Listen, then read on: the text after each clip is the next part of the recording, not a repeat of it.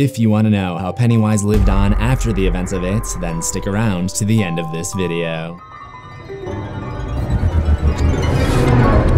Hello and welcome to Horror History. My name is Professor CZsWorld, also known as Shaggy, also known as Emo Abraham Lincoln, and in today's lesson we'll be discussing one of Stephen King's most iconic monsters, Pennywise, also known as It, also known as the Deadlights, also known as Robert Gray. Stephen King hasn't really gone on record about his inspirations for It, causing some to believe that the events of the 1986 novel actually happened. On the other hand, actual intelligent people drew comparisons to a serial killer, John Wayne Gacy, a birthday clown in Chicago during the 1970s who did unspeakable things to more than 30 victims. He would later stash the kids in the crawl space of his basement, not so different from Pennywise's penchant for dragging his victims' corpses into the sewers below Derry, Maine. Pennywise in the movie is depicted as one of the forms of a shape-shifting creature known as It, who resided in a lair at the bottom of Derry's sewage system for hundreds of years. But in the novel, it's much more than that. So let's travel back to the inception of It over 1 billion years ago.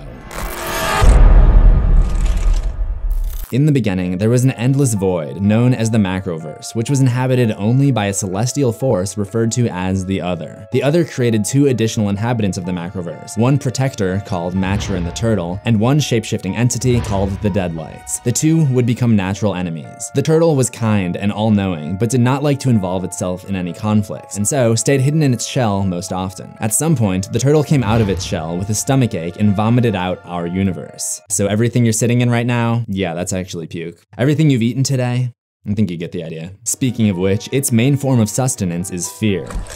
I'll take him. I'll take all of you.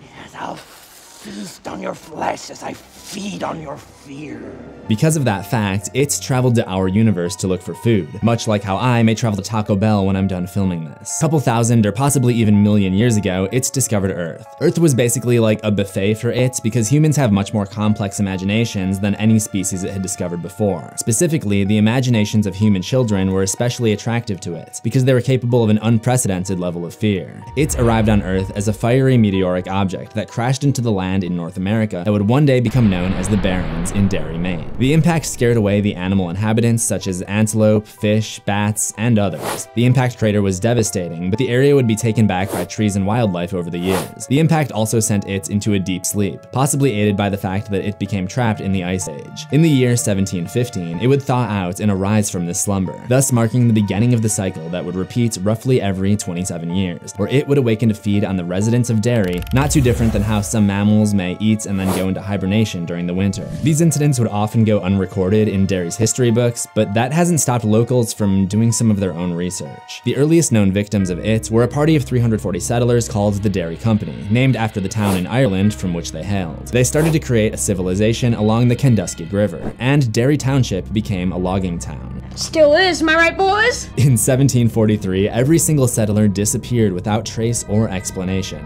The entire camp? There are rumors of Indians, but no sign of an attack.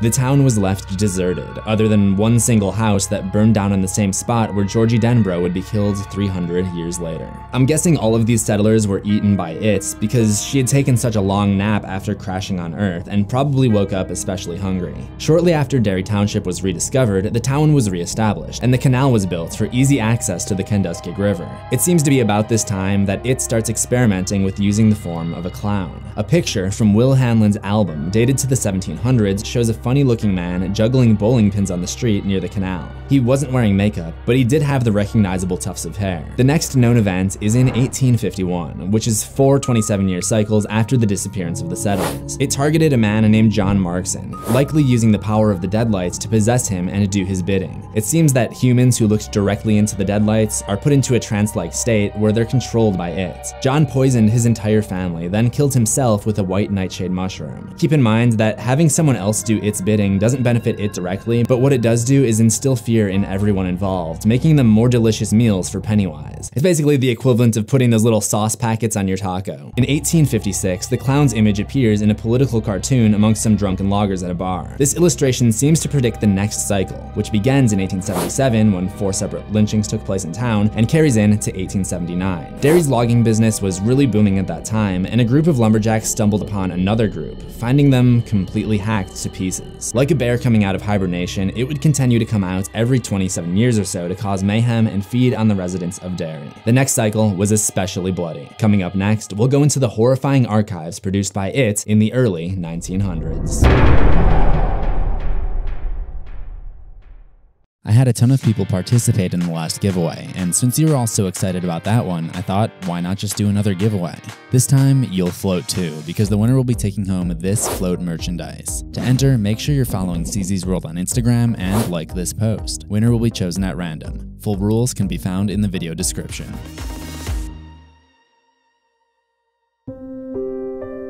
In 1891, an ironworks is built in Derry by the Kitchener family, and an article about the opening of this facility is featured in the paper. The front page photograph shows a crowd gathering to celebrate the cutting of the ribbon, and off to the left of the crowd, a clown can be seen celebrating with a handspring. This would be a precursor to one of Derry's deadliest events that took place at the end of this cycle. But first, there was a major incident that took place shortly after its reawakening in September of 1905. The logging business in Derry had become big enough that people started to organize unions, and one of these organizers was named Claude Hero. He and 3 colleagues were staying in a hotel in Derry, and during this stay, the colleagues turned up dead in the Kenduskeag River, with missing body parts and the word union pasted on each of their bags. It's unclear if this was the result of Pennywise's actions or if it was just legitimately unhappy workers, but Hero, in an act of revenge, took an axe to a bar called the Silver Dollar and took out the loggers that he thought were responsible. That night, the townspeople rioted. After Hero's arrest, they dragged him out of his jail cell and lynched him on the side of town. One witness mentioned there was a guy doing tricks and flips who he assumed was new in town, but noted that he seemed to stick around after that. This highlights one of the major strengths of Pennywise. Other than fabulous gymnastic skills, it has the ability to divide people and turn them against each other. It would later attempt to use this tactic on the Losers Club after Eddie Kasprak suffers a broken arm, but their strong unity ends up working as an advantage to them. But before we get there, there's a lot more of Pennywise's history in Derry to cover. In 1906, an unexplained slew of animal mutilations takes place. These are most likely connected to it. Now, sometimes when you've just eaten tacos and you're a little hungry still, you say, you know what, I'm gonna grab a big burrito, maybe some nachos, and a large soft drink for the road. And that's basically what Pennywise did before going back into hibernation. On Easter of 1906, the previously mentioned ironworks held an Easter egg hunt for all of the kids in Derry, during which the place exploded, leaving 102 dead, 88 of which were children. At this point, it's very clear that A, there's a problem plaguing Derry, and B, it's occurring on a 27-year cycle, although only a select number of Derry historians are aware of it because Pennywise has actively used its power to ensure that these disasters stay out of the news. The disasters that took place from there on out were largely ignored by the older townspeople who were starting to become despondent and preferred to ignore the problems rather than acknowledge them. It starts to feel like Derry is just cursed with random acts of violence, but there's no doubt that it is behind them. In 1929, a huge group of citizens gunned down the notorious Bradley gang, and several witnesses were said to have seen a clown participate in the brutal shooting. Probably looked like something out of The Dark Knight, minus the school bus. Each of the witnesses to the Bradley gang execution claimed that the clown had the same gun as their own, though none of them shared the same gun. In 1930 was the first confirmed sighting of one of the other recurring forms of it. The giant bird that would later attack Michael Hanlon was first spotted 28 years beforehand by his father, Will Hanlon.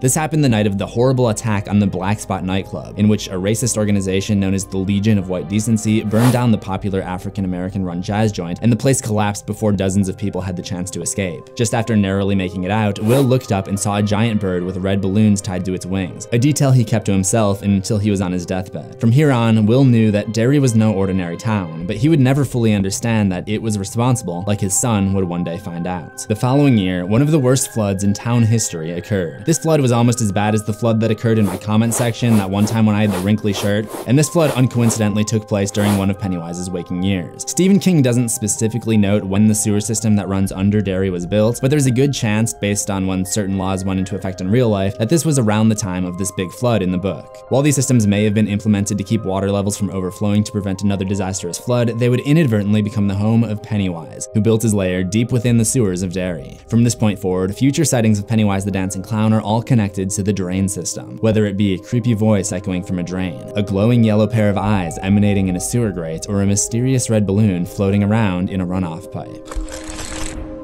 There's been another murder. Little Velma Daniels. Velma Daniels? Her poor body was found this morning down by the canal. So if you come down here to play, come together like you are now, understand? Another image in Will Hanlon's photo album shows the celebration at Wally's Spa in 1933, when the US alcohol prohibition ends. The group photo contains many men holding up beer mugs and Pennywise drinking champagne from a high-heeled shoe in the corner. Pennywise continues to make appearances throughout Derry's history. For example, in 1945, when Japan surrendered to end World War II, a parade is held in Derry to celebrate, and in one photograph, the clown can be seen dancing around in the background. In the 50s, Pennywise would bring the same photo to life to terrorize the Losers Club, but that is just one of the many events that took place after the tragic incident involving Georgie Denbrough in 1957. Coming up, we'll be analyzing one of the darkest cycles in the history of Derry, and the reasons behind this particular spree being cut short.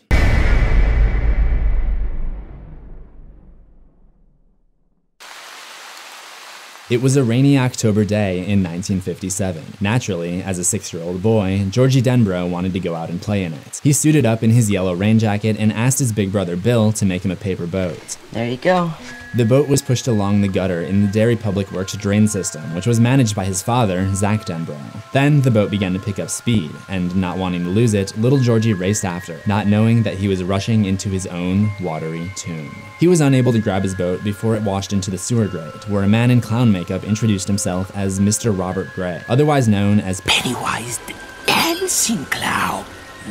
Pennywise did not immediately become aggressive, first befriending Georgie and tempting him to reach into the grates to get his boat. This is the very reason that the shape-shifting It so often opted to use the clown form, Pennywise, because most children love clowns, or at least they did before these came out. Today, he would probably have to take the form of some Fortnite YouTuber or something, but he would use the form of Pennywise to lure children in, because children have the most active imaginations and so make the richest meals for it. Once he has drawn them in, he brings out his pulsing eyes and razor-sharp teeth and devours them while they are most afraid. Again, much like I do when I'm devouring my tacos. That is the fate that meets young Georgie, who was the first of a whole slew of deaths and disappearances at the hand of It. The next was Betty Ripsum in December of 1957. Pennywise spoke to her through the drain in her home to make her more afraid before attacking and leaving her body ripped apart near Outer Jackson Street. Don't tell me that. Whose sneaker is it? It's Betty Ripsum's. Betty's screams continued to echo through the drains and haunt her parents for the rest of this waking cycle. The next month, when school is back in session, Ben Hanscom sees the clown standing on the ice as he walks over the canal bridge, and Pennywise entices him to come down into the sewers with the prospect of balloons, the promise of never growing up, and making it seem like the sewers are basically a fun fair. A hand reaches up onto the bridge, and Ben recognizes it as the mummy from the horror movie The Mummy, but wearing a clown suit. Ben is able to escape, but the same cannot be said for Cheryl LaMonica, who falls victim to Pennywise that April. Then, towards late April, 3-year-old Matthew Clements is abducted by Pennywise while riding his tricycle around the house, causing the police chief to put a curfew into effect. Before the end of that spring, Mike Hanlon rides his bike to the remains of the ironworks that exploded in 1906, where he is attacked by a giant bird who rises out of the cellar hole and swoops in to try to pick him up. This is the same bird that his father saw after the Black Spot fire, and combines Mike's fear of birds from when he was attacked in his crib as a baby and the fear instilled in him the night before by the movie Rodan. It reminds me of the sound my 8th grade English teacher used to use if you didn't have proper MLA format. Mike is able to escape by cramming himself into the remains of the smokestack where the bird couldn't fit, and pelting it with tiles that were laying around. Mike feels like some kind of force was helping him throw the tiles harder, which I believe may have been the turtle. It was also around this time that Stan Uris had his encounter with it. He had been birdwatching in the park near the Standpipe, a water reservoir that some kids had drowned in the 1930s. He hears a loud noise and realizes that the door at the base of the Standpipe had been blown open. He walks over to investigate, and he hears carnival music echoing through the dark. Squishy footsteps approach him. Stan calls out to ask who's there and gets the response, the dead ones. Before he escapes, he sees the figures of the drowned kids with purplish black jeans and orange pom-pom buttons. Stan's friend Eddie Kasprak has a similar experience with it. Eddie would sometimes play around the train yard, and one day, a hobo with leprosy climbs out from under the porch of an abandoned old house, number 29 Niebolt Street. Eddie is a hypochondriac, so this has a major effect on him. It uses this fact to her advantage when coming up with a form to scare Eddie. One day, Eddie decides to check under the porch to make sure nobody's waiting for him in there and sees it in the form similar to the hobo, but now crawling with disease and wearing the silvery clown suit. The leper introduces himself as Bob Gray and crawls out from under the porch to chase Eddie away. Despite these 4 victims escaping, Pennywise would continue to haunt them in their dreams. dreams. One night, when Eddie is going to bed, he hears the leper whisper, "It won't do any good to run." Then, at the beginning of the summer, Ben has this dream where he's playing baseball and he hits a home run. As he's rounding the bases, he sees a clown waving to him in the trees. He doesn't remember the rest of the dream, but he wakes up with a wet pillow, as if he'd been weeping through the night. It is doing everything in its power to instill fear in these members of the Losers Club who escaped on the first attempt. But what would take place later that summer would take things to a level never before seen in Derry's history.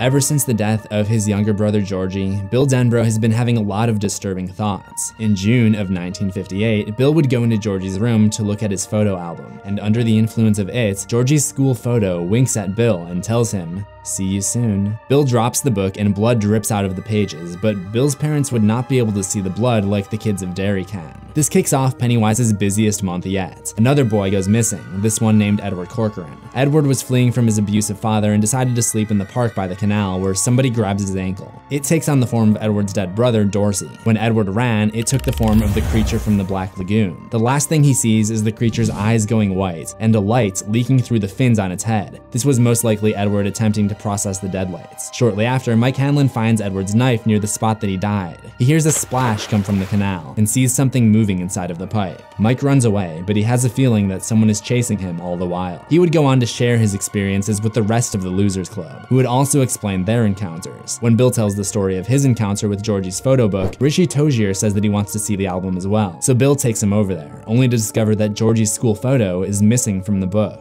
Instead, there's a photo of Old Derry, somewhere near the canal, and Bill and Richie see themselves as a couple of sailors on the sidewalk. The picture begins to move, and Pennywise pops out of the canal, but he has the face of Georgie. See, these deepfakes are getting way too good. Oh wait, wrong century. At this point, the real Bill Denbrough reaches into the photo before Richie pulls his arm back out to safety and closes the book. Bill's hand is bleeding. This scene foreshadows the final confrontation with Pennywise. Bill and Richie have always been the ones to directly confront Pennywise. An important distinction is that they aren't the only ones to fight back, but they are the only two who are willing to take the fight to its domain. This incident also marks the first time that Richie starts to realize that it is a monster with supernatural properties rather than physical ones. Bill and Richie would once again take the fight to Pennywise's domain when they decide to go to 29 Neibolt Street to investigate Eddie's story about the leper. They climb into the basement, and this time it takes the form of the teenage werewolf that Richie saw when he and a few others went to the movie theater. I feel like I would just start laughing if my worst fear just kept turning into these cheesy 50s horror movies. I mean, I can just imagine, oh no, please don't kill me, and then the monster turns into like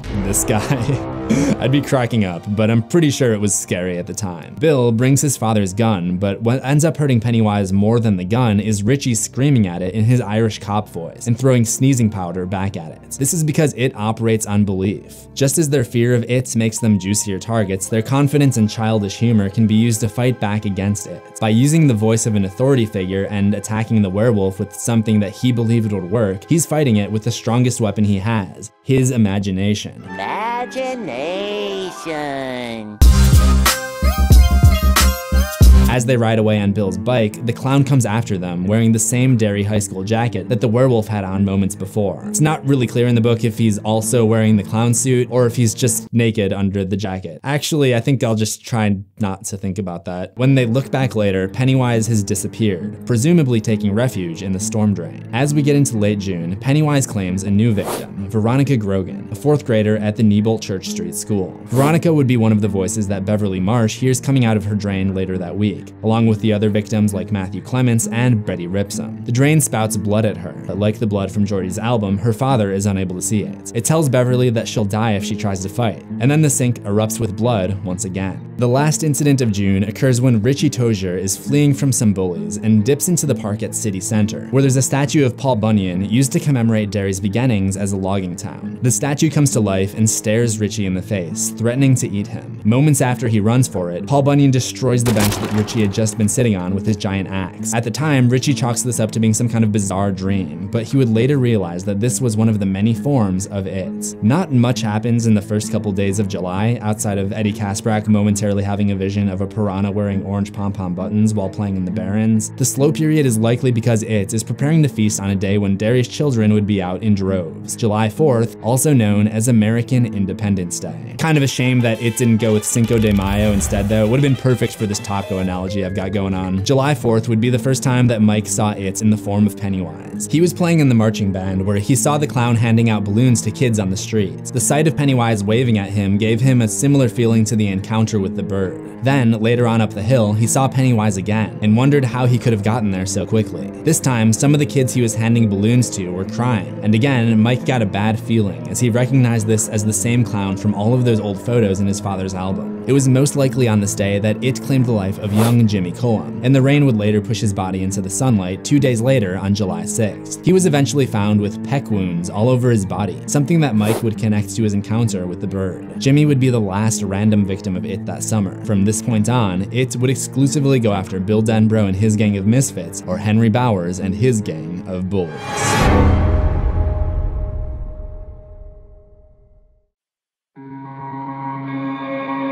One of the most notorious bullies in all of Derry, perhaps even more feared than Henry Bowers himself, was the 12-year-old named Patrick Hockstetter. Even a sociopath like Patrick had fears of his own for it to take advantage of though. Patrick developed a fear of leeches while visiting Brewster Lake when he was 7. During the summer when Patrick was 12, it ambushed him at the junkyard, where he would often go and deposit dogs and cats he had killed around town in a discarded refrigerator. To his shock, these leeches were also able to fly. Perhaps Patrick was so crazy that the leeches were the only semblance of a true fear that it was able to find in him, because as he was being attacked, he saw a figure standing there. It was described as having a face like running wax, as if he didn't know what he wanted to be. This is the only known instance that gives any real insight about what it might look like while cycling among forms. Patrick would eventually pass out from blood loss, only to wake up when it started devouring him. Beverly Marsh sees this incident with the leeches as it's happening, and after Patrick is taken away, she hears Pennywise's laughter reverberating from a pumping station underground. 4 hours later, she brings all of her friends to investigate, where they find a message written inside the fridge in blood. "Stop now before I kill you all. A word to the wise from your friend Pennywise."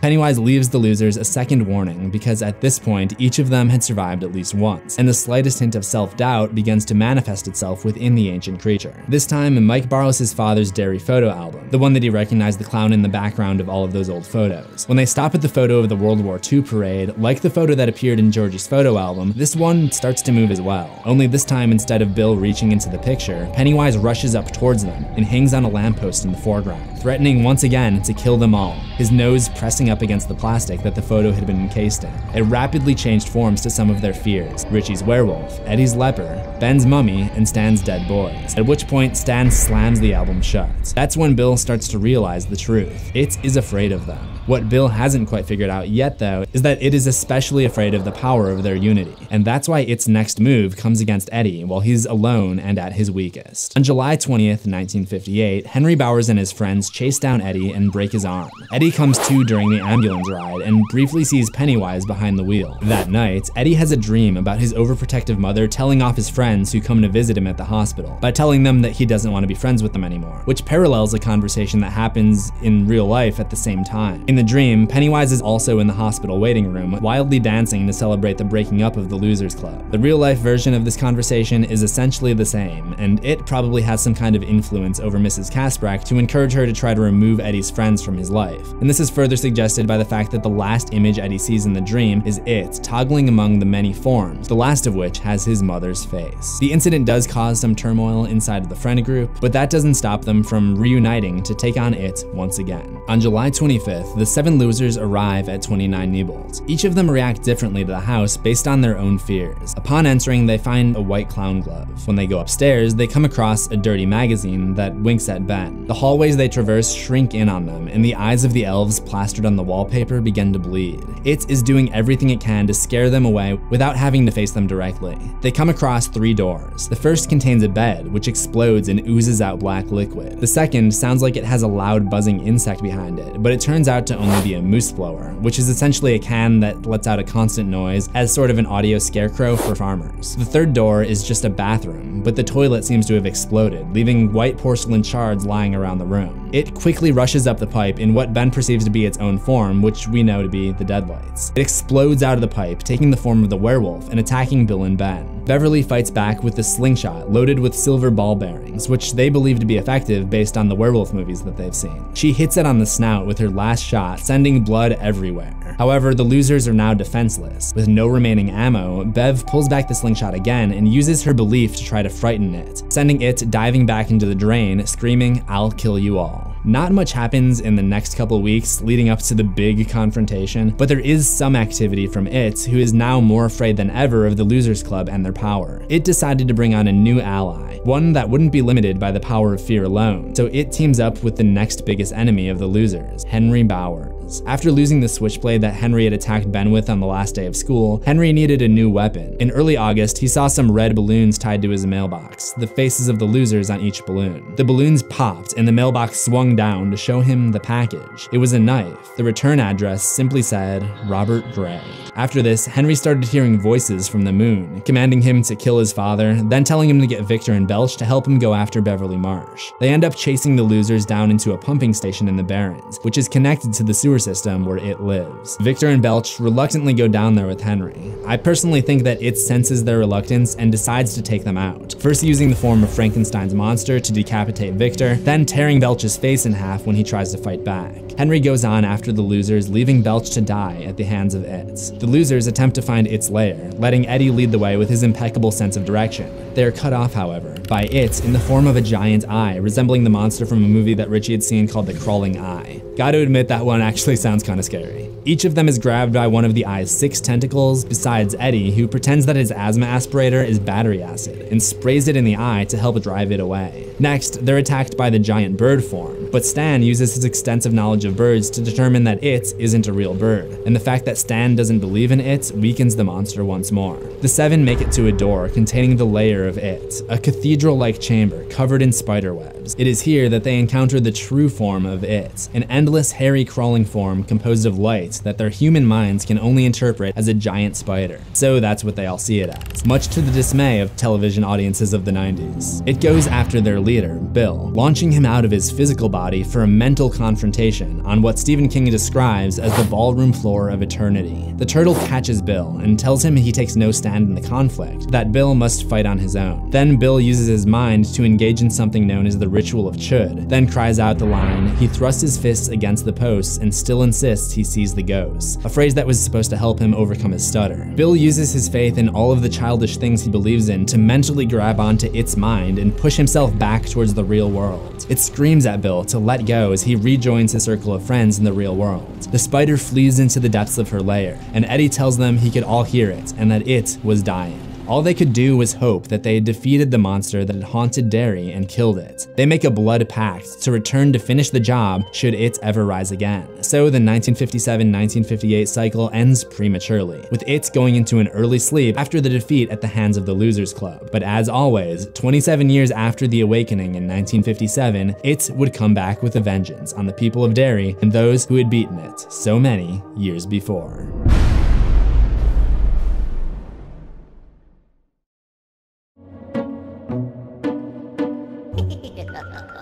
In July of 1984, a festival is held to celebrate the anniversary of Derry's canal. At the festival, there's a little dispute between 2 parties. On one side, there are 3 guys, Steve Dubé, John Garton, and Christopher Unwin. They're harassing a homosexual couple, Don Haggerty and Adrian Mellon. The initial dispute is broken up by police, but they have another confrontation later, where Garton and Dubé throw Mellon off of a bridge, where Pennywise the Clown waits below. Mellon might have survived the fall, but Pennywise drags him under the bridge and bites into his armpit with huge teeth. At this time, thousands of I Heart Derry balloons, similar to the balloon that Mellon had earlier at the Derry Canal Days Festival, emerge and hit the bottom of the bridge. Mellon's body is found with stab wounds, bite marks, and a missing armpit. Pennywise's return parallels one of the many other tragedies occurring in Derry for the last 300+ years in one major way. The incident is largely ignored by witnesses and news outlets. However, this time, there's one person taking special special interest, the town librarian, Michael Hanlon, one of the losers who stayed in Derry all of these years to keep an eye out for it, should the creature ever return. Mike wanted to be sure that it was back before contacting his old friends. He stood by as Pennywise claimed the life of Lisa Albrecht on October 18th, and then Stephen Johnson at Memorial Park near the end of the year. On February 14th, 1985, 2 more children disappeared, Dennis Torrio and Lorianne Winterbarger. Dennis's body was found in the Barrens with a photo of Georgie Denbrough. This is the same photo that disappeared from the photo album when Bill and Richie went to look in 1958. By March, Mike is pretty convinced that it has come back,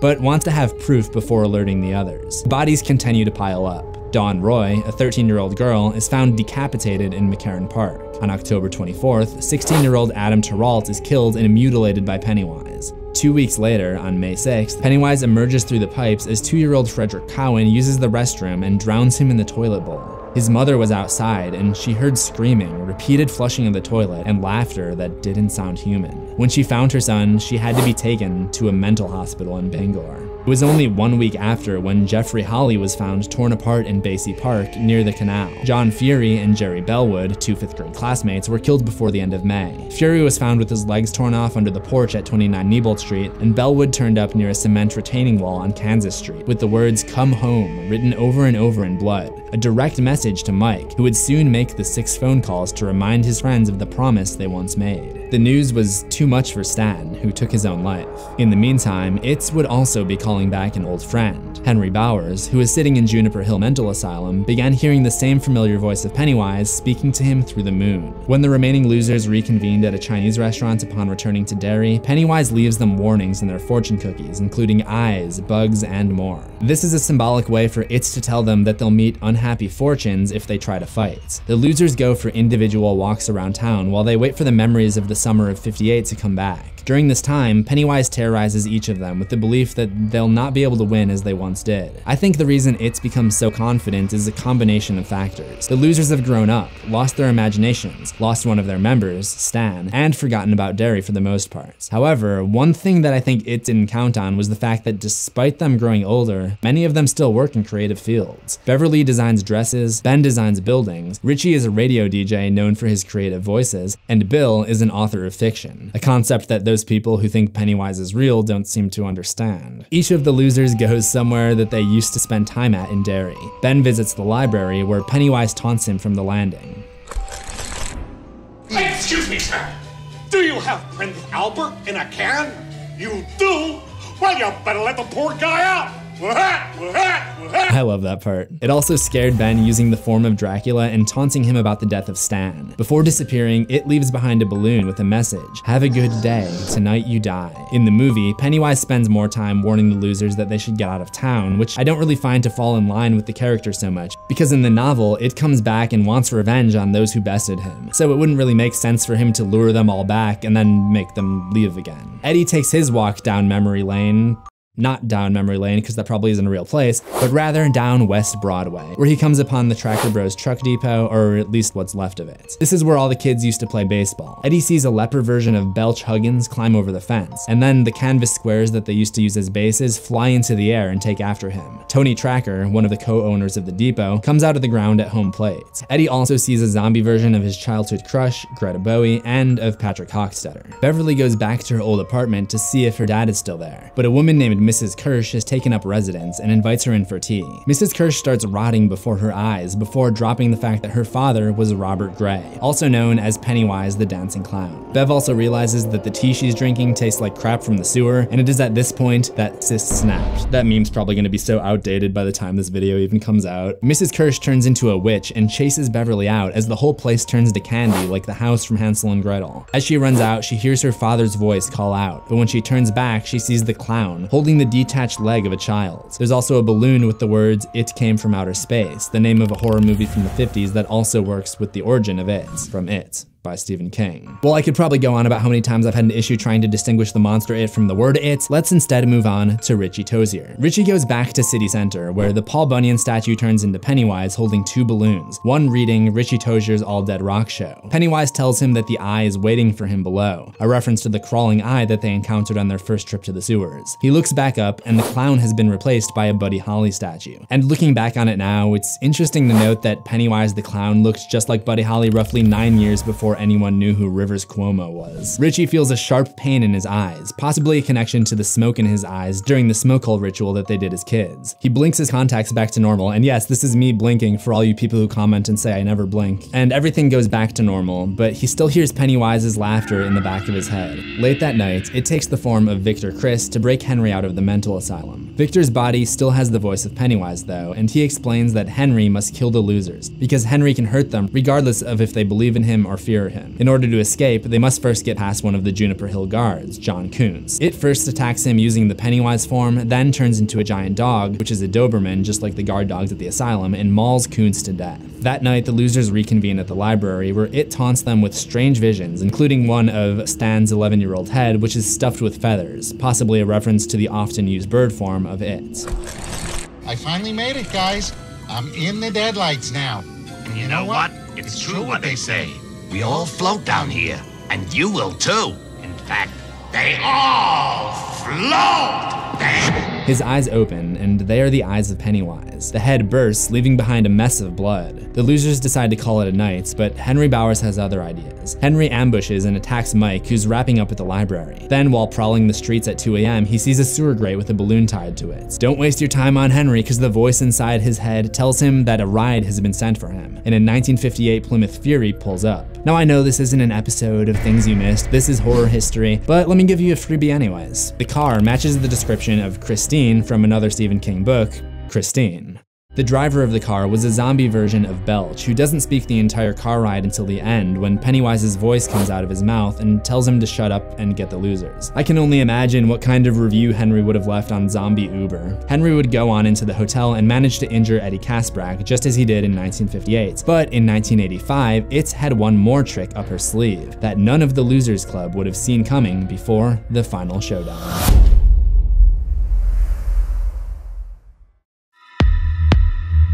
Beverly Marsh never really escaped her abusive father. Yes, she did get out of Derry, and yes, that was the last time she ever spoke to her dad, but Beverly ended up falling into the same trap again when she married a man named Tom Rogan, who treated her even worse than Al Marsh did. Tom was able to ascertain Beverly's location after she left him to reunite with her childhood friends in Derry, and he found himself waking up in a Holiday Inn in Maine where he found a balloon tied to his bathroom doorknob. The voice of It spoke to him through the balloon and told him to do It's bidding. At this point, I think it's important to look back at It's human servants. The fact that It was able to manipulate some people to do her bidding but not others is interesting to me. In fact, it seems that It is only able to manipulate people who already have a lot of evil in them. There is also a nurse that It manipulates later named Mark LaMonica, the brother of Cheryl LaMonica, who was killed in 1958. It sends him with a scalpel to try to finish off Mike in the hospital, and King describes him as being an easy target for It because he's a drug addict. On the other hand, it seems like It's rival, the turtle, is able to manipulate good people. The Losers Club members often describe some kind of helping hand aiding them, like when Mike was throwing the tiles at the bird and he feels something helping him throw harder than usual. Now, if only we could get the Cubs bullpen to get a little help from the turtle, then we'd really be in business. Beverly's husband Tom isn't the only spouse who followed their partner into Derry, because Bill's wife Audra also made the trip. In order to ensure the opportunity for revenge, It uses Tom to capture Audra and bring her into the sewers, leaving her purse at the foot of the pumping station as bait for Bill. Because of this, he, Eddie, Ben, Beverly, and Richie must go to face It before they're ready, and this time they're on a rescue mission. Even with everything turned in It's favor, even with only 5 losers to kill now as opposed to 7, It feels fear again as they approach. So Pennywise tries to intimidate them a little more on their drive to the Barrens. Pennywise speaks through the car radio,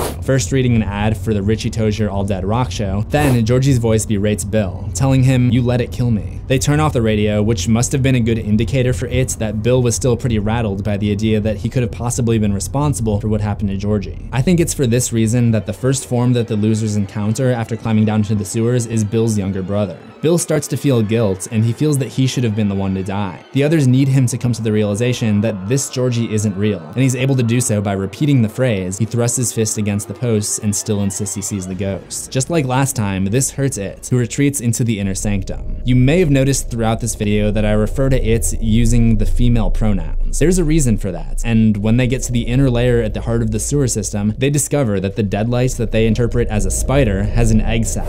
It's female and it's pregnant.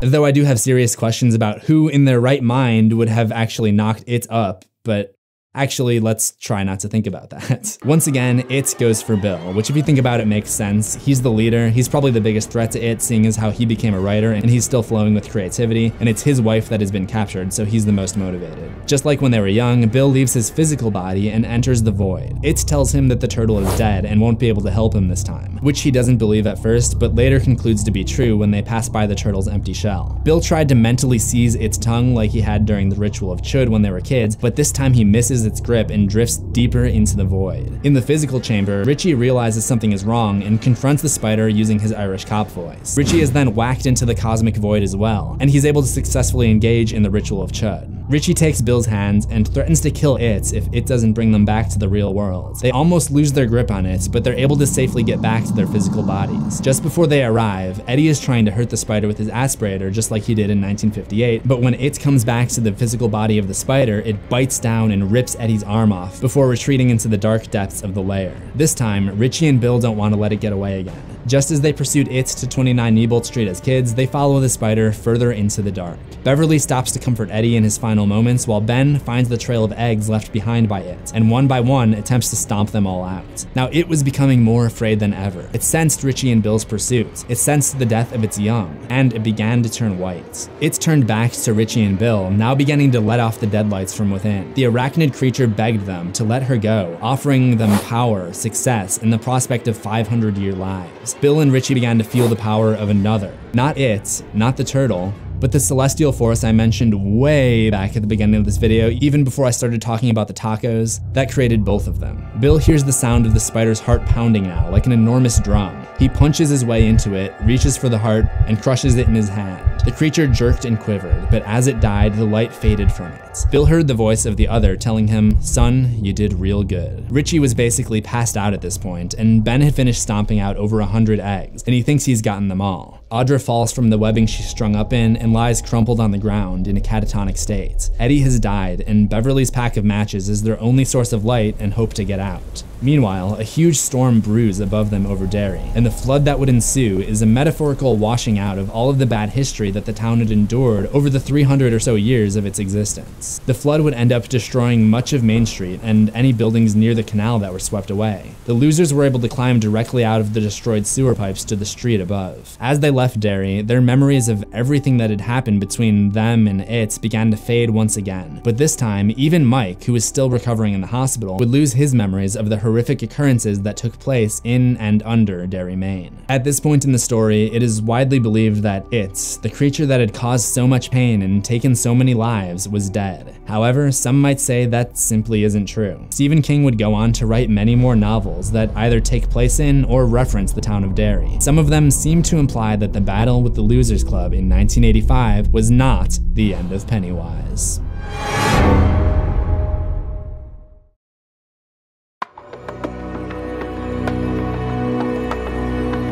A few years pass before the events of Stephen King's 1987 book, The Tommyknockers, where an alien intelligence possesses the nearby village of Haven, Maine. A 15-year-old boy named Tommy Jacklin is sent with 13-year-old Hester Brookline to retrieve as many car batteries as they could manage. During the stop in Derry, Tommy notices a clown with shiny silver dollars for eyes staring at him through an open sewer manhole. He brushes it off as an effect of the alien's mutations on his mind, but more evidence would come over a decade later in the year 2001. Dreamcatcher is another alien possession novel by Stephen King, in which a character named Mr. Gray, which in itself could be a nod to the human form of It, Robert Gray, comes across the former spot of the Derry standpipe, the water storage structure that was destroyed in the flood at the end of It in 1985. There's now a memorial in its place. It reads, "To those lost in the storm, May 31, 1985, and to the children, all the children. Love from Bill, Ben, Bev, Eddie, Rich, Stan, Mike, the Losers Club. But there is another message which has been spray painted in red jagged letters over the top of the memorial, which reads, Pennywise lives. This is pretty solid proof that Pennywise does indeed live on in Derry, because most of the town doesn't know who Pennywise is, and those who do don't have the motive to deface this memorial like Pennywise does. But how does Pennywise live? It was pretty clear that the deadlights faded and its brandings disappeared from the door leading to the spider's lair. Some believe that the 27-year cycle simply can't be stopped, that the Losers Club never had the ability to kill it to begin with, and that Pennywise simply went back to sleep. However, I have a different theory. At the end of the battle in 1985, Richie and Bill finish off the spider, while Ben stomps on all of the eggs, using only a pack of matches to find them and stomp all of them out. When they reconvene, Ben tells them, I stamped out over 100. I think I got all of them. I pray to God you did, Richie tells him. Then they flee from the chamber. It seems pretty inconclusive to me.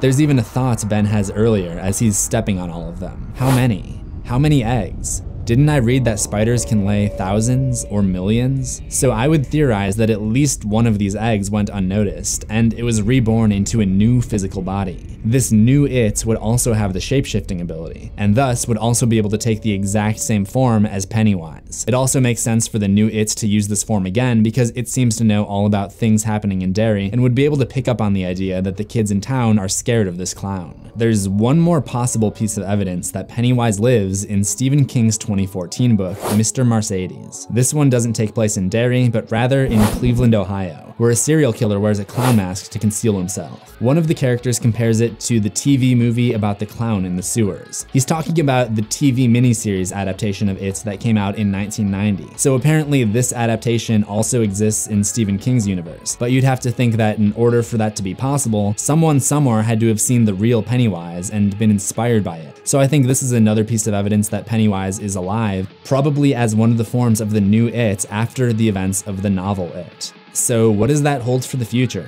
Could we one day see a sequel to It? During a Reddit AMA in 2013, Stephen King addresses the question. I don't think I could bear to deal with Pennywise again. Too scary, even for me. So maybe we'll continue to see Pennywise lurking in the shadows of some of King's future works, or maybe he'll change his mind after seeing how much people love the 2017 and 2019 adaptations of It. Let me know what you think in the comments. Click the playlist on the left to see the complete history of some other characters from It, and remember to subscribe to CZsWorld for new horrors every week. Ring the death bell for notifications, and I'll see you in the next one, assuming we both survive.